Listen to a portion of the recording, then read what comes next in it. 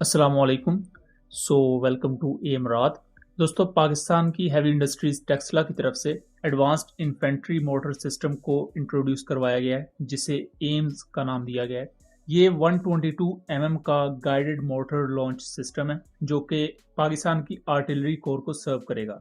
AIIMS को, वैसे उसका पूरा नाम लंबा है, बट इसको निक नेम के तौर पर एम्स कह रहा हूँ। इस सिस्टम में आपको ये देखने को मिलेगा कि पाकिस्तान ने जिन चीज़ों पर फोकस किया है कि मोटर शेल्स को इम्प्रूव किया जाए, शूट एंड स्कूट कैपेबिलिटी पर फोकस किया जाए और डिप्लॉयमेंट टाइम को कम से कम रखा जाए। अब इन तमाम चीज़ों को मैं आगे चलकर डिस्कस करूंगा। HIT के सोर्सेज का यहाँ तक क्लेम करना है कि पाकिस्तान आर्मी के अलावा भी कुछ दूसरे कस्टमर्स हैं जो इस सिस्टम में इंटरेस्टेड हैं। इनमें कुछ अरब कंट्रीज हो सकते हैं, मोस्ट प्रोबेबली बांग्लादेश भी हो सकता है। इसी के साथ साथ ये क्वेश्चंस भी इस वक्त रेज किए जा रहे हैं कि ऐसे सिस्टम्स इंडिया के सुसाइड ड्रोन्स का एक आसान निशाना बन सकते हैं, बिकॉज सेम हम यही पैटर्न यूक्रेन रशिया वॉर में देख चुके हैं। तो पाकिस्तान उसके काउंटर में क्या क्या चीजें एम्स के साथ कर सकता है कि जिसकी वजह से ये इंडियन ड्रोन्स को धोखा दे सकें या उससे बच सकें।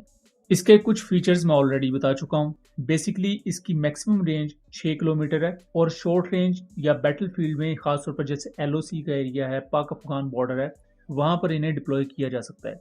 और टोयोटा बेस्ड व्हीकल्स को यूज करती हैं, जिन पर आपको रबर टायर्स मिलते हैं, जो कि कंसिस्टेंट ट्रैक व्हीकल की निस्बत ज्यादा मोबिलिटी प्रोवाइड कर देते हैं। इसी वजह से इसमें शूट एंड स्कूट कैपेबिलिटी आती है।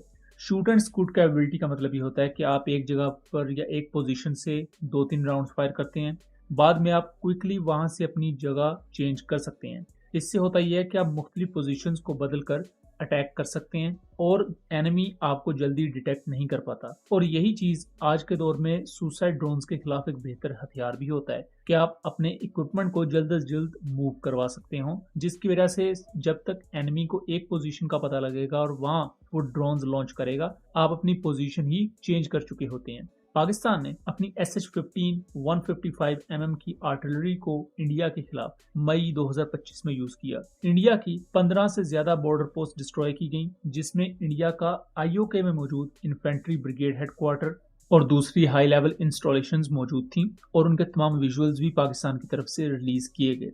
करंट सिनेरियो में जहां पूरी दुनिया में टैंक्स उतने ज्यादा अहम नहीं रहे, वो ऑब्सोलीट हो रहे हैं, वहीं दूसरी तरफ आर्टिलरी सिस्टम और आर्टिलरी कोर, इसकी अहमियत एयरफोर्स की तरह ही ज्यादा हो चुकी है। आर्टिलरी कोर में आपकी टोर्ड और सेल्फ प्रोपेल्ड हाविट्जर्स आ जाती हैं, आपके मोटर शेल्स वगैरह, देन आपके MLRs यानी कि मल्टीपल लॉन्च रॉकेट सिस्टम आ जाते हैं। पाकिस्तान ऑलरेडी इन पर बहुत लंबे अरसे से काम कर रहा था। उसमें हमारी मॉडर्नाइजेशन में SH-15 आई, देन 155 की पाकिस्तान मेड टोर्ड हाविट्जर भी इस वक्त सर्विस में मौजूद है, आई बिलीव।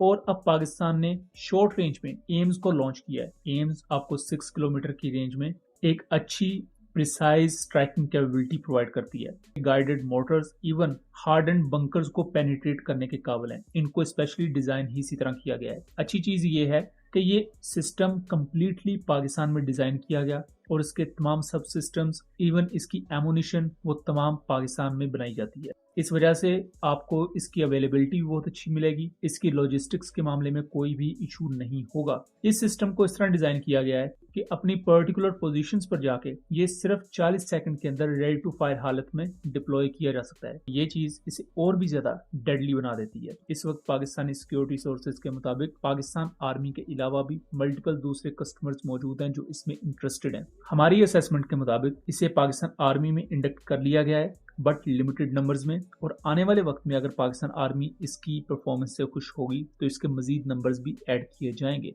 अगर फॉरेन कस्टमर्स की बात करें तो गल्फ के रीजन में करंटली पाकिस्तान के मिलिट्री टैक्टिक्स को और पाकिस्तानी मिलिट्री इक्विपमेंट को बहुत ज्यादा पसंद किया जा रहा है।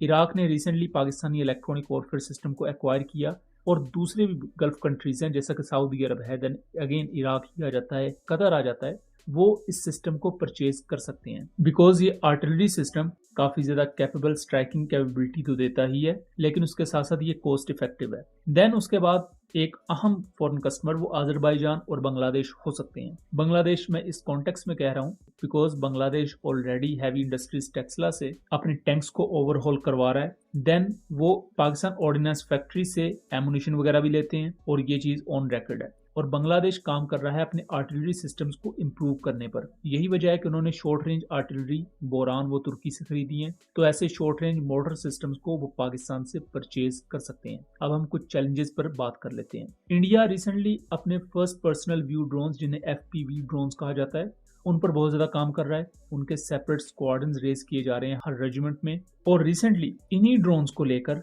इंडिया ने चाइना और पाकिस्तान के बॉर्डर के नजदीक मल्टीपल एक्सरसाइजेस भी कंडक्ट किए हैं। ना सिर्फ इंडिया FPV ड्रोन्स जो कि इवन मोटर शेल्स भी ड्रॉप कर सकते हैं उन पर काम कर रहा है, बल्कि मजीद लॉइटरिंग म्यूनिशन को भी वो अपनी मिलिट्री में इंडक्ट कर रहे हैं। तो ये एक एक्टिव थ्रेट होता है किसी भी आर्टिलरी सिस्टम के अगेंस्ट, और हमने ईरान और यूक्रेन और रशिया के मल्टीपल ऐसे रॉकेट सिस्टम्स और आर्टिलरी सिस्टम्स को लॉइटरिंग म्यूनिशन के थ्रू डिस्ट्रॉय होते हुए देखा है। लेकिन पाकिस्तान यहाँ काउंटर में इन आर्टिलरी सिस्टम की हर फॉर्मेशन के साथ इलेक्ट्रॉनिक वॉरफेयर या काउंटर अनमैन्ड एरियल सिस्टम, जैसा कि पाकिस्तान के पास स्पाइडर है और दूसरे इलेक्ट्रॉनिक वॉरफेयर सिस्टम, उनके यूनिट्स को डिप्लॉय कर सकता है। और सेम इन्हीं टैक्टिक्स की वजह से मई के महीने में इंडिया पाकिस्तान की आर्टिलरी को ना तो सही तरीके से डिटेक्ट कर पाया था और ना ही उन्हें काउंटर कर पाया था, और आर्टिलरी की डोमेन में पाकिस्तान ने इंडिया को आउटगन कर दिया था कंप्लीटली।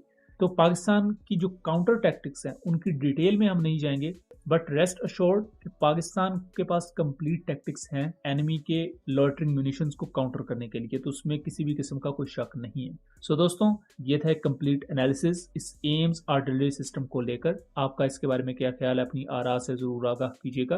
वीडियो पसंद आई हो तो इसे ज्यादा से ज्यादा शेयर कीजिएगा ताकि इस तरह की मजीद इन्फॉर्मेटिव वीडियोस हम आपके लिए लेकर आ सकें। मिलेंगे अगली वीडियो में, तब तक के लिए अल्लाह हाफिज।